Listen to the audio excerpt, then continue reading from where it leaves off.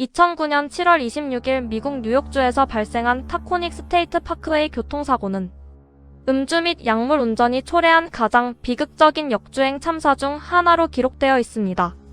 사고의 중심에 있던 인물은 당시 36세의 평범한 직장인이자 두 자녀의 어머니였던 다이앤 슈러였습니다.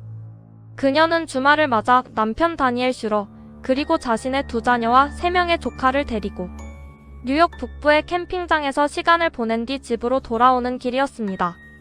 당일 오전 9시 30분경 다이앤은 아이들 5명을 자신의 포드 윈드스타 미니밴에 태우고 캠핑장을 출발했습니다. 남편은 반려견을 챙겨 다른 차량을 운전해 먼저 출발한 상태였습니다.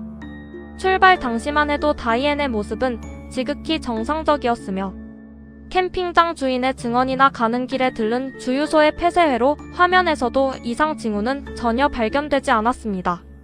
CCTV 영상 속에서도 확인되듯 그녀는 전혀 흐트러짐 없는 모습으로 약간의 두통으로 타이레놀을 사려 했지만 재고가 없어 그냥 차량에 탑승하는 등 일상적인 행동을 보였습니다. 그러나 정오를 넘기면서 비극의 서막이 올랐습니다.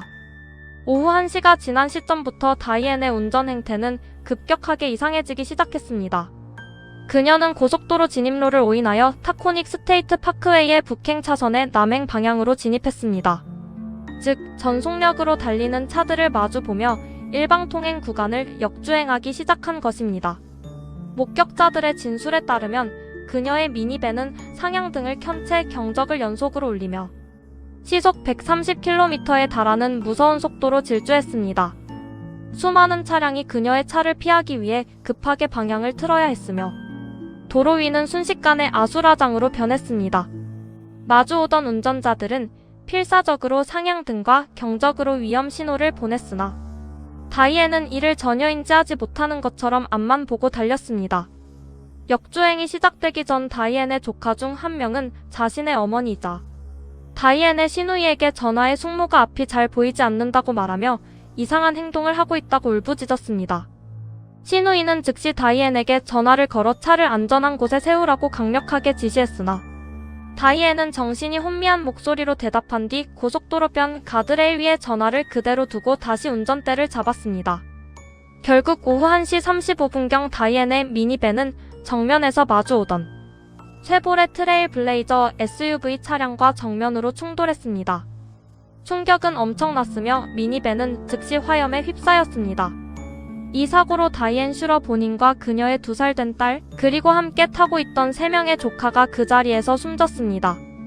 오직 그녀의 5살 된 아들 브라이언만이 머리와 신체에 중상을 입은 채 극적으로 생존하여 병원으로 이송되었습니다. 또한 상대 차량인 쉐보레에 탑승하고 있던 81세, 74세, 49세의 남성 3명도 충격을 피하지 못하고 모두 사망했습니다. 이 사고로 인한 총 사망자는 순식간에 8명에 달했습니다.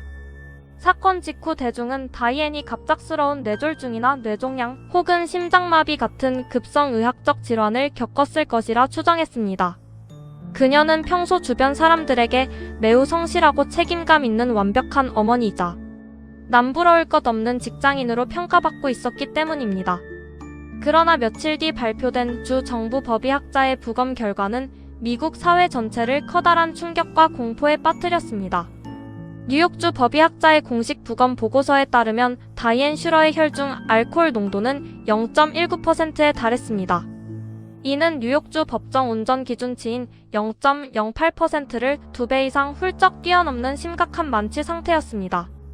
더욱이 그녀의 위장 안에서는 아직 소화되지 않은 다량의 알코올 성분이 그대로 남아있었는데 이는 사고 직전까지도 운전을 하며 지속적으로 독한 술을 마셨음을 증명하는 명백한 증거였습니다. 또한 사고 차량 내부를 수색하는 과정에서 심하게 깨진 보드카 병이 발견되기도 했습니다. 법의학적 분석은 여기에서 그치지 않았습니다.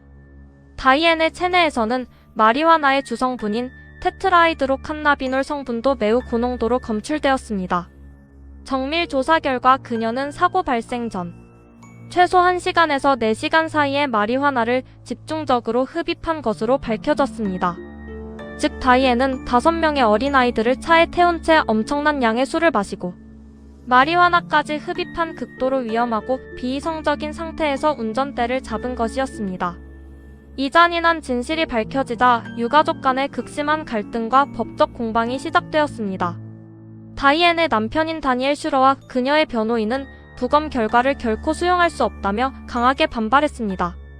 그들은 다이앤이 평소 알코올 중독자가 절대 아니었으며 당일 아침까지도 완벽하게 정상적인 상태였다고 주장했습니다. 남편은 아내가 심한 치통을 앓고 있어서 통증을 줄이기 위해 의료용 약물을 오용했을 가능성을 제기하거나 부검 과정에서 샘플이 오염되었을 것이라는 음모론을 주장하기도 했습니다. 그러나 수사 당국과 법의학 전문가들은 부검 절차가 완벽하게 과학적이고 객관적으로 진행되었음을 재차 확인했습니다. 상대 차량 사망자의 유가족들은 명백한 인재라며 다이앤의 남편을 상대로 거액의 민사소송을 제기했습니다. 조사 과정에서 그녀가 평소 주변의 과도한 기대와 완벽주의적 성향으로 인해 극심한 스트레스를 받아왔으며 이를 숨기기 위해 비밀리에 알코올과 약물에 의존해왔을 가능성이 제기되었습니다. 철저한 이중생활을 유지해오던 그녀가 어느 순간 통제력을 잃고 폭주한 결과가 바로 이 참사였던 것입니다. 이 사건은 이후 미국 내에서 대중교통 안전과 음주운전의 위험성, 그리고 겉보기에 완벽해 보이는 가정 이면에 숨겨진 중독 문제에 대한 광범위한 사회적 논의를 촉발했습니다.